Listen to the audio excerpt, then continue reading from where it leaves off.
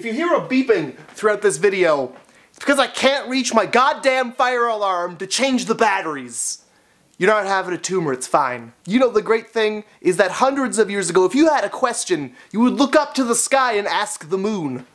And now, because of technology, you can just ask some dick on the internet, and if he's not masturbating, he'll get back to you.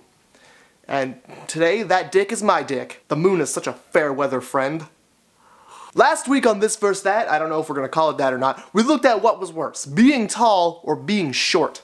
And I don't want to spoil it, so just go watch the episode. This week on This Verse That, I went looking through the comments for a topic, and this one got the most thumbs up, so I guess we're gonna do it. I don't want to use this video to get into the legality of people being topless in public, but in Canada, most places, you can be topless wherever you want. As long as you're not really being, like, aggressively topless at people, you can pretty much do whatever. I just want to let you guys know that throughout this video, I will be wearing my clothes the entire time to show my support for the people who are struggling currently with clothes that they've superglued to their skin. Personally, for maximum comfort, I find that just being butt-ass naked is probably the best. I think any combination of pants or no pants shirts, no pants shirts, it's all pretty awful. Unless I am completely naked, I will never truly be as comfortable as I really need to be. And frankly, if you see me anywhere not butt-ass naked, I'm probably on my way to something important. Because there aren't many things that are worth getting dressed for anymore. So I asked you guys what you thought was worse, being topless or being pantless. And like always, the internet had some opinions. Shirtless is worse, because if you're pantsless, at least you could wear a long shirt. Unless you're a guy. Yeah, you know what? That's very true. Look, my grandma says God made me in his image. So shirtless is worse, because if somebody has their shirt off, it's their excuse to start acting like a douche. Example? Yo! Does anybody need some vinegar and water for the genitals? I'm the guy. Said I would never do that again.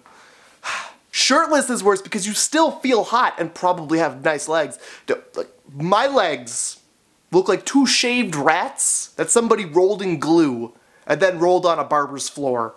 So, speak for yourself, please. Shirtless is worse because once the milkshakes are out, you gotta wade through all the boys in your yard. Shirtless is worse because boobs are a real struggle. Look, you're preaching to the choir. I have a hard time keeping mine calm. No pants, no chance. Pantsless is worse because it only leaves you with one inconvenient pocket. Cell phone. Alright, got my thermos full of tea. A notebook and a pen, just in case. I did hear it was gonna be sunnier today. I never know if I'm gonna read or not, but I am such an overpacker. Oh, and of course my headphones.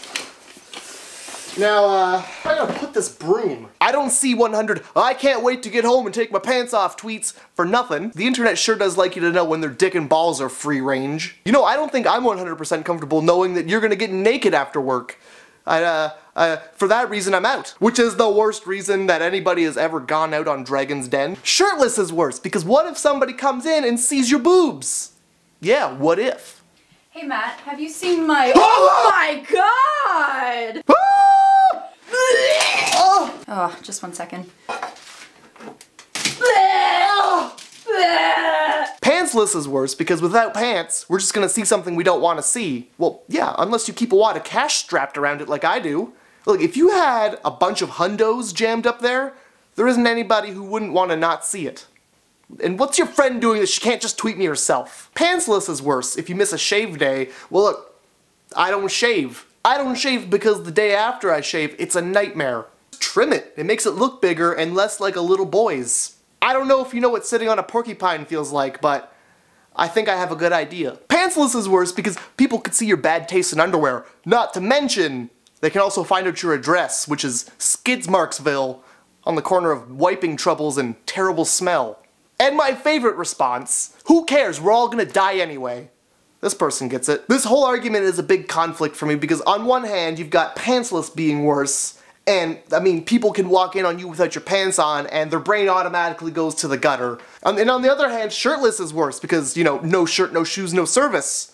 Nothing about no pants in there, and I don't know if I like that idea. So I've thought long and hard about it, and I think you guys have convinced me. Shirtless is worse.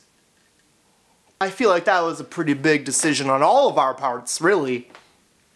Who would have thought Shirtless was worse? If you want to get your say in on the next This Verse That, follow me on Facebook and Twitter because that's where I usually ask. And if you have an idea for a subject for This Verse That, leave it in a comment below. And if you're checking out the comments, like I know some of you do, click like on some of the ones that you think are great because I'll usually do the ones that are most liked. And if you're looking for really cool shirts, you should check out districtlines.com/MattG. I've got a bunch of really cool shirts on there. You probably like one of them. And if you're looking for green tea, I can't help you, but I can help myself to this cup of green tea. I'll see you guys on Tuesday. I'm really excited to see what you guys come up with for the next This Verse That. They're getting really fun to do, and I'm enjoying doing them. I didn't really make a joke about the cat being on my shoulder.